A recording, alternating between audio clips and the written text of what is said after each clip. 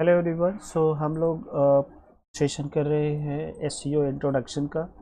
पूरा एसईओ का mastery class कर रहे हैं। एसईओ सेशन का पहले मॉड्यूल का हम लोग एसईओ इंट्रोडक्शन का कर रहे हैं, जिसमें अभी तक हमने सीखा व्हाट इज़ एसईओ, डिफरेंस क्या होता है ऑर्गेनिक और पेड में, सर्च इंजन कैसे काम करता है, एसईआरपी क्या होता है, कैसे कैसे गूगल अपने आप को अपग्रेड किया, इवॉल्व हुआ, एसईओ किस तरह के होते हैं और कैसे क्या होते हैं ये समझा हमने।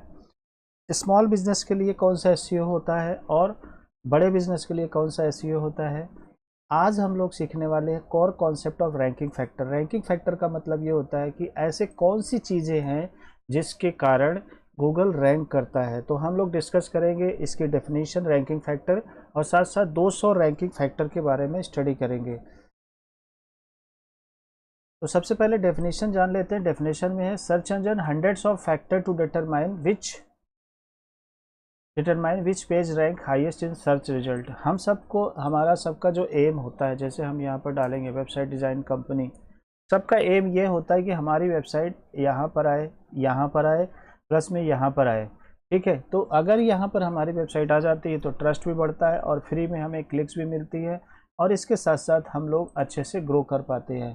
तो कहने का मतलब ये है कि जब हमारे पास कम पैसे में ज़्यादा लीड्स आएंगी तो डेफिनेटली हमें सेल्स ज़्यादा मिलेंगी, कस्टमर एक्विजिशन कॉस्ट कम पड़ेगा। तो इसलिए हमें एसईओ बहुत ज़रूरी होता है। लेकिन एसईओ में तभी फ़ायदा है जब तक आप टॉप 3 में नहीं आ जाते। अगर आप गूगल मैप में या सर्च रिजल्ट में टॉप 3 में नहीं आते हैं तो आपकी वेबसाइट पे ट्रैफिक आना बहुत डिफ़िकल्ट होगा। तो उसके जो कुछ फैक्टर्स हैं, उसके जो गाइडलाइंस हैं, उसको थोड़ा हम लोग समझेंगे। क्यों, कैसे गूगल कहता है कि अगर आप ये काम करोगे आपकी वेबसाइट इन सब चीज़ों पे मीट करेगी तो 100% हम आपकी वेबसाइट को रैंक करेंगे। तो सबसे पहले होता है कंटेंट रेलिवेंस। देखो हमेशा ध्यान रखना, content is king. How well your page matches with your search query, मतलब जो भी कस्टमर सर्च कर रहा है उससे रिलेटेड, उसकी सर्च से रिलेटेड आपका पेज कितना मैच करता है, कितनी वैल्यूएबल कंटेंट आपने डाल रखा है, कितने डेप्थ में आपने बात कर रखा है, तो वो होता है कंटेंट रेलिवेंस। उसके बाद होता है backlink, quality and quantity of other site linking to your web page. मतलब आपकी वेबसाइट की जो बैकलिंक है वो कितने लोगों से, कितने नंबर ऑफ वेबसाइट से लिंक है आपकी वेबसाइट और उनकी क्वालिटी क्या है। अगर मान लीजिए आपने बहुत सारे, मान लीजिए हज़ारों लाखों की तादाद में बैकलिंक बना लिया लेकिन उनकी क्वालिटी अच्छी नहीं है, उनका जो उनकी खुद की अथॉरिटी अच्छी नहीं है, तो आपकी वेबसाइट पे कोई वेटेज नहीं मिलेगा। फिर उसके बाद आता है यूज़र एक्सपीरियंस। यूज़र एक्सपीरियंस का मतलब होता है page speed, mobile friendliness, navigation and management.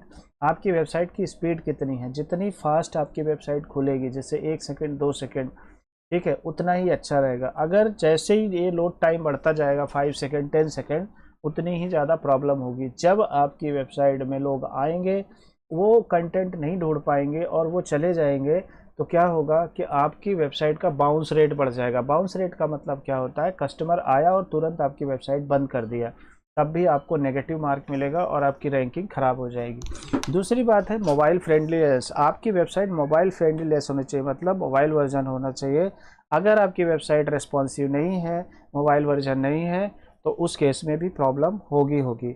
तीसरी बात नेविगेशन, मतलब इस तरह से आपका नेविगेशन होना चाहिए कि कस्टमर जो ढूंढने आ रहा है वो तरीके से ढूंढ ले। कहने का मतलब ये है कि अगर आप किसी एक टॉपिक पे बात कर रहे हो तो दूसरा सब टॉपिक उसी मेन टॉपिक से साथ जुड़ा होना चाहिए। ऐसा नहीं है कि एक टॉपिक आपका यहाँ है, दूसरा टॉपिक दूसरे पेज पे, तीसरा टॉपिक तीसरे पेज पे, और मतलब समझ ही नहीं आ रहा कौन सा चीज़ कहाँ पे है। तो आपका नेविगेशन बहुत अच्छे से होना चाहिए। उसके बाद एंगेजमेंट, ऐसा नहीं कि आपके पास ट्रैफिक तो बहुत आ रही है, आपका सब कुछ ठीक है लेकिन कंटेंट अच्छा नहीं है, एंगेजमेंट नहीं है, मतलब लोग आपके पेज को शेयर नहीं कर रहे हैं, अगर ब्लॉग है तो कमेंट नहीं कर रहे हैं। तो ये सारी चीज़ें मैटर करती हैं यूज़र एक्सपीरियंस में। तो मोटा मोटा 5 चीज़ें: content relevance, backlinks, user experience. फिर उसके बाद आता है टेक्निकल एसईओ। टेक्निकल एसईओ का मतलब क्या होता है, क्रॉलेबिलिटी, इंडेक्स, स्ट्रक्चर, डेटा, एचटीटीपीएस। मतलब आपकी वेबसाइट बहुत अच्छी है लेकिन क्रॉल ही नहीं हो पा रही है, ठीक है, मतलब गूगल उसको क्रॉल नहीं कर रहा है। आप कंटेंट खूब डाल रहे हो लेकिन गूगल को आपने ब्लॉक कर रखा है, या रोबोट्स को, उसके जो बोट्स है उसको ब्लॉक कर रखा है, वो आपके पेज को क्रॉल ही नहीं कर पा रहा है। क्रॉल नहीं करेगा तो इंडेक्स नहीं होगा और आपका जो कंटेंट है वो जो है स्ट्रक्चर्ड नहीं है, वेल मैनर्ड नहीं है, दूसरी बात है HTTPS। अगर आप देखोगे तो जो भी वेबसाइट आप खोलते हो तो यहाँ पर सिक्योर्ड कनेक्शन आता है। अगर आपकी वेबसाइट सिक्योर्ड नहीं होगी, अनसिक्योर होगी, तो वैसे भी आपको प्रॉब्लम होने वाली है। तो ये टेक्निकल इश्यूज़ है। ऐसे टेक्निकल इश्यूज़ SEO पार्ट में हम लोग और डिस्कवर करेंगे। ये मोटा मोटा है। पांचवा है अथॉरिटी एंड ट्रस्ट। आपकी वेबसाइट की, आपके बिजनेस की रेपुटेशन क्या है। EEAT सिग्नल क्या है, डोमेन अथॉरिटी क्या है। EEAT सिग्नल हम लोग आगे डिस्कस करेंगे डिटेल में। अभी बस आप ये मान लो कि ईट सिग्नल, डोमेन अथॉरिटी और ब्रांड रेपुटेशन। डोमेन अथॉरिटी आपकी बैकलिंक से बढ़ेगी, ईट सिग्नल आपके कंटेंट से मेंटेन होगा, ब्रांड रेपुटेशन कितने लोग आपको जानते हैं, मतलब आप खुद ब्रांडिंग कितना करते हो, जगह जगह पे कहाँ पर आप उस पोस्टिंग करते हो, ये सारी चीज़ें। फिर इसके बाद आता है a blog post with clear headings, useful content, quality backlink is more likely to rank higher than poorly organize page. एक मान लीजिए ब्लॉग पेज है, उसको प्रॉपर हेडिंग दिया हुआ है, प्रॉपर कंटेंट है, उसमें बैकलिंक क्वालिटी है, उसके चांसेस ज़्यादा हैं रैंक करने के as compared to other things. So ये है मोटा मोटा, ठीक है। लेकिन अगर इसको मैं और थोड़ा डेप्थ में हम लोग जाएँ, रैंकिंग फैक्टर की बात करें, तो वो ये है। पहला डोमेन अथॉरिटी, आपकी डोमेन की अथॉरिटी क्या है। पेज लेवल फैक्टर, उसके बाद साइट लेवल फैक्टर, बैकलिंक, उसके बाद user interaction, special Google algorithm rule, brand signal, on site web spam factor, on site web spam factor, of site web spam factor. ये सारी चीज़ हम लोग वन बाय वन करते हैं। ये पूरा जो कंटेंट है, वो डेटा है, वो ब्रांडिंग के एक ब्लॉग से हमने लिया है। तो आप जाके वहाँ पर भी आप सर्च करेंगे तो वहाँ पर भी आपको मिल जाएगा। जैसे नील पटेल हो गया, ब्रांड इन हो गया, सर्च इंजन जर्नल हो गया, ऐसी वेबसाइट है, वहाँ पर SEO एक्सपर्ट्स मिलेंगे आपको उनको पढ़ना पड़ेगा, ठीक है ना। जैसे आप डालो SEO 200 रैंकिंग फैक्टर्स, ठीक है। तो देखो सबको, SEO एक ऐसी चीज़ है कि हमेशा आपको पढ़ना ही पड़ेगा। देखो जैसे यहाँ पर आ गया मैं, ये देखो ये वाला भी नहीं है, ये वेबसाइट है मैं जो आपको बता रहा था, ठीक है ना। ये देखो सर्च इंजन जनरल। तो अगर आपको SEO में मास्टर होना है तो इस वेबसाइट पे आपको रेगुलर अपडेट होना पड़ेगा। नई नई चीज़ें आपको यहाँ पर सीखने को मिलती है और इसके हिसाब से आप अपने आप को अपडेट करेंगे। तो जो ये वेबसाइट है और ऐसे ब्रांड इन, नील पटेल है, इन सब के अगर आप ब्लॉग पढ़ोगे तो 100% आपकी नॉलेज में इम्प्रूव होगी और जो भी नई चीज़ें आएंगी आपको पता लगेगा। आप उसको अपने पेज पर अप्लाई करेंगे तो आपका पेज ग्रो होगा। तो डोमेन अथॉरिटी में क्या समझते हैं, जैसे डोमेन की एज है, कीवर्ड इन top level domain, domain registration length कितने पुराना है, कीवर्ड इन सब डोमेन कि आपके सब डोमेन में कीवर्ड है कि नहीं है, डोमेन की हिस्ट्री क्या है, एग्जैक्ट मैच है कि नहीं। EMD का मतलब होता है जैसे आपने डाला वेबसाइट डिजाइनिंग कंपनी, तो अगर वही डोमेन में भी आ गया तो एग्जैक्ट मैच डोमेन आ गया। पेनलाइज तो नहीं है, who is owner, country, TLD extension, ये सारे फैक्टर्स हैं जो आप थोड़ा सा डिटेल में स्टडी कर लेना। अगर मैं समझाने बैठ गया तो पूरा दिन निकल गया, तो आप इसको थोड़ा समझ लो अच्छे से क्या क्या चीज़ें हैं। पेज लेवल फैक्टर में क्या है कि आपका कीवर्ड टाइटल में है कि नहीं, टाइटल टैग नहीं है कि नहीं है, कीवर्ड मेटा डिस्क्रिप्शन में, कीवर्ड H1 में, कंटेंट, ये सारा हम लोग ऑन पेज में करेंगे, सब अप्लाई करेंगे। बस आप ऐसे मोटा मोटा नज़र मार लो। मैं इसको पूरा एक डॉक्यूमेंट फॉर्मेट में आपके उसमें सेशन में अपलोड कर दूंगा, आप वहाँ से पूरा डॉक्यूमेंट निकाल लेना। तो जैसे आउटबाउंड लोइंग, internal, dwell time, bounce rate, click through rate, pogo sticking, ठीक है। तो ये हमारा क्या है सारा पेज लेवल। उसके बाद हम जब बात करते हैं साइट लेवल, देखो ये साइट लेवल स्ट्रक्चर है।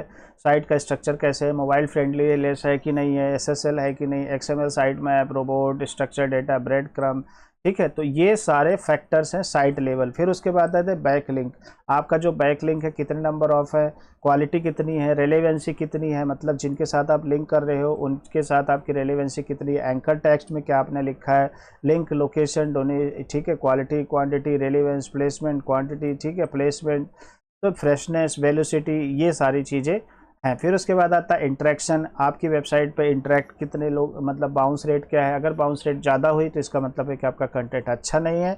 आपकी वेबसाइट में CTR कितना है, क्लिक थ्रू रेट, मतलब कितने लोग आए तो कितने लोग बाकी अंदर गए, कितने लोग वेबसाइट पर फर्स्ट पेज पे, अगर आपकी वेबसाइट रैंक की तो कितने लोगों ने क्लिक किया। अगर CTR ज़्यादा होगा तो आपकी वेबसाइट अच्छी रैंक करेगी। टाइम ऑन साइट, कितना टाइम लोग लगा रहे हैं, इस तरह से अलग अलग चीज़ें हैं यहाँ पर, सारे ये फैक्टर्स है, ये सारी चीज़ें हमें ध्यान देनी पड़ती है। फिर उसके बाद आता है स्पेशल गूगल एल्गोरिथम रूल्स। ठीक है। तो इसमें गूगल के एल्गोरिथम है, जो गूगल के एल्गोरिथम आते हैं, जो नए नए अपडेट आते हैं, उसके हिसाब से आपका कंटेंट है कि नहीं। Rank brain, hummingbird, bird, panda, penguin, pigeon, possum, Fred, mobile first indexing, core web vital, page expert experience update, EAT, YML, freshness update, broad core update, ये सारे अपडेट्स आए हैं। इनके हिसाब से हमें देखना होता है कि हमारी वेबसाइट इसके हिसाब से है कि नहीं। ये आपको थोड़ा सा खुद से स्टडी करना पड़ेगा कि ये चीज़ क्या है गूगल पे। फिर उसके बाद आता है ब्रांड सिग्नल। आपकी जो वेबसाइट है उसको लोग सर्च करते हैं कि नहीं, कितने जगह पे मेंशन है, अथॉरिटी क्या है, ट्रस्टवर्दीनेस क्या है, ठीक है, content, keyword, popularity, advocacy, awareness, identify, ये सारी चीज़ें बहुत सारी है, ऐसे तो 250 हैं जो है। अब मेन जो चीज़ है वो है जो आप लोग स्पैम कर देते हो। आप लोगों को लगता है कुछ गलत एक्टिविटी करके आप सोचोगे कि शॉर्टकट मार के फर्स्ट पेज पे आ जाओगे, तो ऐसा कभी नहीं होगा।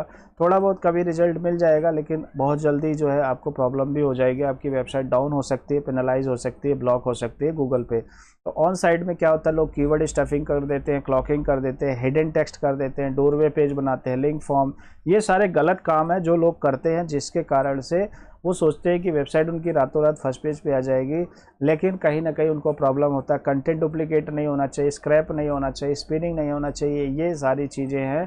फिर इसके बाद आता है of side web spam. Of side web spam में क्या होता है, वही जो स्पैमी बैकलिंक वगैरह बनाना, ठीक है ना। पेड लिंक्स होता है, आप किसी को पैसे दे रहे हो और गूगल को पता लग गया, ठीक है, वैसे तो नहीं पता लगता, लेकिन अगर आप कोई खुलेआम बेच रहा है, अगर आप ऐसे पेड लिंक आप खरीदते हो तो वहाँ पे भी प्रॉब्लम होती है। लो क्वालिटी आर्टिकल, डायरेक्टरीज, ठीक है ना। तो ये सारी चीज़ें हैं। तो इस तरह से हमारे जो है 200 हैं, ये सारा मैं डॉक्यूमेंट में एग्रीगेट कर दूंगा, आप एग्रीगेट उसको देख लेना, ठीक है। और इसको एक एक चीज़ को स्टडी करना और समझना कि ये जो 200 के फैक्टर हैं, अगर आपने इस पे मास्टरी कर ली, इसके बारे में नॉलेज आपने गेन कर लिया, आपने ये सीख लिया कि कैसे हम इसको ठीक करें, कैसे हम अपनी वेबसाइट पे लेके आएँ, मैं 101% गारंटी के साथ कह सकता हूँ आपकी वेबसाइट फर्स्ट पेज पे आ जाएगी।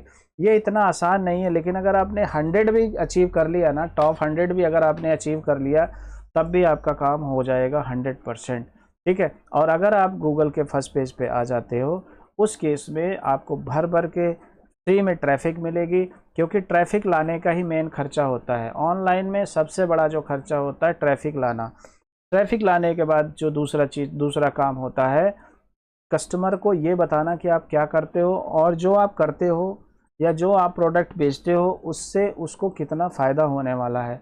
जब सामने वाले को ये पता लग जाएगा कि आपके पास कुछ ऐसी चीज़ है जिससे उसको पैसे से फ़ायदा हो सकता है, या उसका समय बच सकता है, या कम मेहनत में उसका ज़्यादा काम हो सकता है, तो उस केस में आपके वेबसाइट को, आपके कंटेंट को अच्छे से पढ़ेगा और आपके साथ बिजनेस भी करेगा। तो ये था मोटा मोटा हमारे 200 फैक्टर्स, ठीक है। आप इसको स्टडी करिए, और कहीं कोई डाउट हो तो मुझे बताइए, ठीक है। और अगले सेशन में हम लोग नेक्स्ट पार्ट पे डिस्कस करेंगे, ठीक है, जो कि बहुत ही इम्पोर्टेंट है, और वो है, अभी देखते हैं,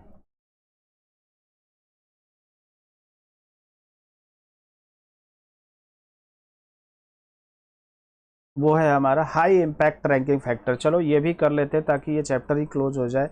जो हाई इम्पैक्ट होते हैं, मतलब ये 200 तो हैं, लेकिन 200 में से मेन क्या क्या होते हैं वो हम डिस्कस कर लेते हैं। नेक्स्ट वीडियो में हम लोग ईट के बारे में डिस्कस करेंगे।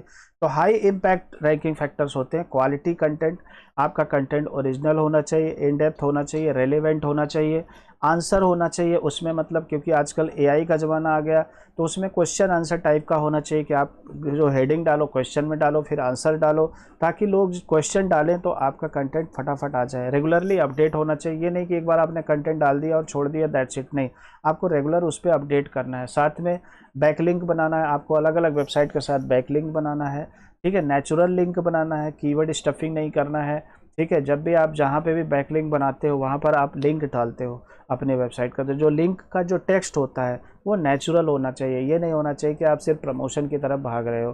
फिर उसके बाद अपग्रेड, जैसे rank brain, user signal, CTR rates सही होने चाहिए, dwell time, spend time on page, bounce rate कम होनी चाहिए, मोबाइल फ्रेंडली होना चाहिए, पेज स्पीड फास्ट होना चाहिए, SSL से सिक्योर्ड होना चाहिए, ठीक है, डोमेन अथॉरिटी उसकी बढ़नी चाहिए, टेक्निकल SEO अच्छी होनी चाहिए, clean site architecture, proper URL होना चाहिए, XML साइट मैप होना चाहिए, canonical tag, broken links, on page SEO अच्छा होना चाहिए, जैसे title, URL, headers, Meta description, proper use of LSI, ठीक है, इंटरनल लिंकिंग स्ट्रक्चर अच्छे होने चाहिए ऑन पेज में। ये सारी चीज़ें हम लोग आगे डिस्कस करेंगे, कैसे प्रैक्टिकल करेंगे। यूजर एक्सपीरियंस अच्छा होना चाहिए, easy navigation, low popup, clear layout and readability, EAT जो है एक्सपर्टाइज, अथॉरिटी, ट्रस्ट, ये मेंटेन होना चाहिए।